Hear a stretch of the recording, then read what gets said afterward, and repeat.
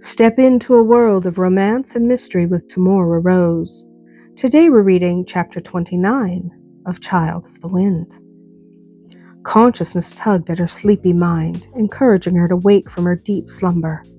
But she didn't want to wake. She wanted to sleep. Her husband shifted beside her, and she could tell from the way the blankets moved that he was up on one elbow staring down at her. She still didn't open her eyes. When his fingers pulled a lock of hair away from her face, she only rolled toward him. He was big and warm, and she was nauseous. She'd rather be snuggled in her bed than have to get up. Since she'd been nauseous every morning for the past week, Jett obliged and held her closer. But it couldn't last forever, and eventually he had to pull away. "I have to get up." He grinned as she groaned in disappointment. "You can stay here if you like, but I have things to do." Canace's eyes flew open and she bit her lip. Since she learned about her slashed gown, she'd been nervous about being alone in their bedchamber. If he was leaving, so was she. Jett was grinning at her. Besides, Mac is coming today. His wife bounced up, got tangled in her own hair, and fell back down again. The two of them laughed heartily as Jett attempted to unravel the auburn hair holding her prisoner. It took a while. "Maybe I'll just cut it all off," Canace mumbled as Jett tugged some hair out from under her arm. "It just gets in the way." "Don't even consider it." Some of her hair was wrapped around her waist. He sat her up so he could free her from it. "I love this hair." Eventually, she was free to get up. Even though she was tired and not feeling all that well, she crawled out of bed and followed her husband into the dressing room. Or started to. Her nerves got the better of her and she backed out before she'd taken 2 steps inside. Having witnessed that exact reaction for the last several days, Jett was not surprised. Instead of saying anything, he dressed quickly, selected a gown and single petticoat, and returned to the bedchamber. His wife was sitting on the bed, legs drawn up to her chest, cloaked in her own hair. With a deep sigh, he pulled her to her feet and began dressing her. She could have done it, of course, but he enjoyed dragging his hands over her flesh. "There's no one in the dressing room," he promised as he secured her petticoat around her waist. No shredded gowns and not a thing out of place. Canace glared at him. "But yesterday, Dolly found one of my shifts in the fireplace." He drew her gown over her head. "She shouldn't have told you about that."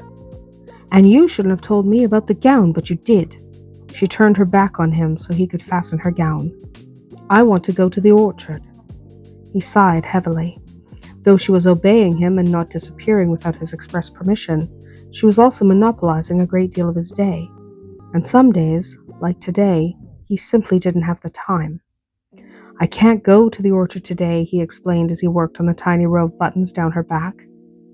"Mac is coming, and there are things I need to do." Canace stomped her foot and would have spun around if he hadn't been fastening her gown. So she was forced to wait. It wasn't something she did well. Feeling her practically vibrate with her irritation, Jett deliberately slowed his fingers. She was just so easy to anger, and her anger too often ended in shrieking. He couldn't stand the shrieking, and yet her breathing indicated she was indeed getting ready to shriek at him. If she hadn't been pregnant, he'd have simply turned her over his knee, but he couldn't risk harm to the baby. When he finally secured the last button, she whirled on him as he'd expected she would.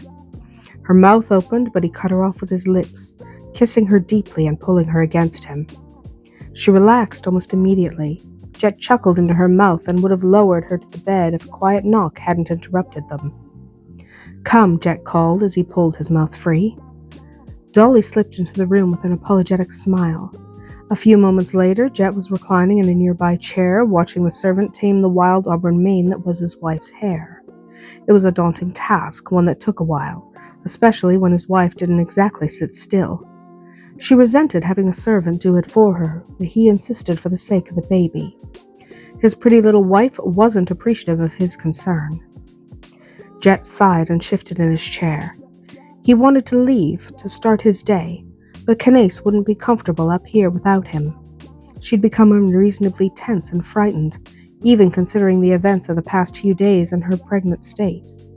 With a heavy sigh, he watched as her hair was swept up and secured just enough to keep it out of the way. She occasionally glanced in the mirror, assuring herself of his presence. As annoying as it was, It touched his heart. His brave little wife was afraid. In that moment, he swore to find whoever was frightening her, and sooner rather than later. Eventually, after far too long, Canace was ready. Jett took her arm and guided her quickly from the room. "I have little time today," he insisted before she could open her mouth. "You can join me if you like." Canace gave him a long look filled with loathing. She joined him once, 3 days ago. That single day had bored her enough to convince him to leave the running of the estate to him, and it had convinced him to stop pressing her to become more of a chatelaine. At least they had both learned something.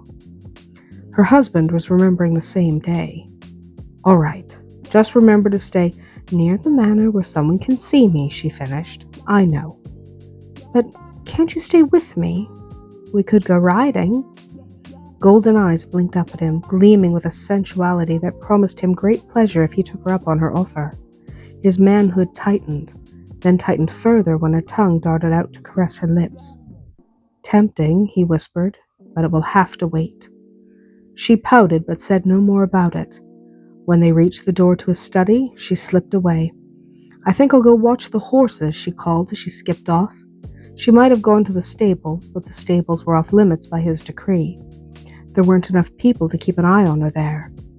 Of course, what he didn't know couldn't hurt her. He felt compelled to remind her, "If you're going to ride, stay in the paddock." With a roll of her eyes, she disappeared. That's it for today. If you enjoyed this chapter, stay tuned for more tales of romance.